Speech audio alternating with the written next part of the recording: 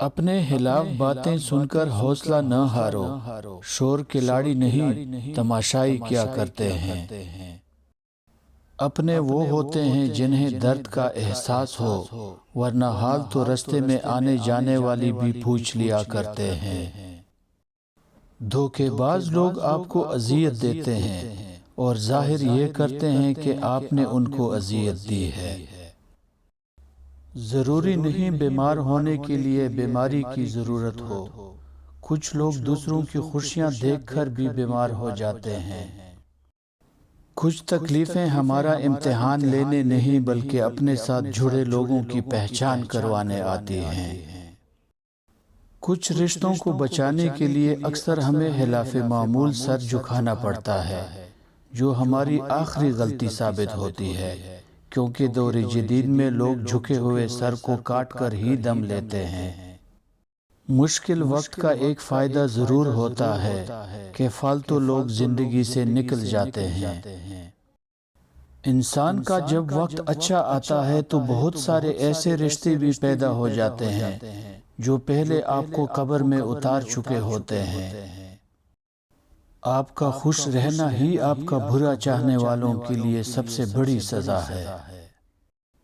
مطلب پورا ہونے کے بعد خوبیاں بھی خامیاں بن جاتی ہیں۔ ان لوگوں کے لیے کامیاب بنو جو تمہیں ناکام دیکھنا چاہتے ہیں۔ قانون مکڑی کا وہ جالا ہے جس میں معمولی کیڑے مکوڑے تو پھنس جاتے ہیں، مگر خون خوار درندے اسے پھاڑ کر نکل جاتے ہیں۔ اگر کوئی آپ کو نیچا دکھانا چاہتا ہے تو اس کا مطلب ہے آپ ان سے کافی اونچے ہیں۔ بدتمیزی ہر انسان کر سکتا ہے مگر کسی کو اس کی تربیت روک لیتی ہے۔ باہمت لوگ کبھی ہارا نہیں کرتے، یا وہ جیت جاتے ہیں یا کچھ سیکھ جاتے ہیں۔ نفرت وہ چیز ہے جسے لمحے میں محسوس کیا جاتا ہے، اور محبت وہ چیز ہے جس کو ثابت کرنے میں زندگی گزر جاتی ہے۔ دوسروں کی مدد کرنے کے لیے ضروری نہیں کہ آپ طاقتور یا بہت امیر ہوں، صرف آپ کا رحم دل ہونا ہی کافی ہے۔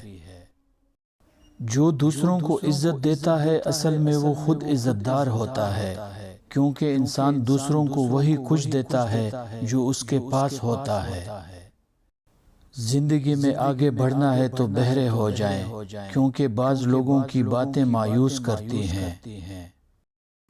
عزت دو، لیکن اتنی عزت بھی نہ دو کہ اپنی کوئی عزت ہی نہ رہے۔ خوش رہنے کا سب سے اچھا اصول یہ بھی ہے کہ جہاں لگے کہ آپ کی جگہ نہیں وہاں خاموشی سے خود کو الگ کر لو۔ آپ اپنی زندگی سے بھلے خوش نہ ہوں، پر کچھ لوگ ایسے بھی ہیں جو آپ جیسی زندگی جینے کے لیے ترستے ہیں۔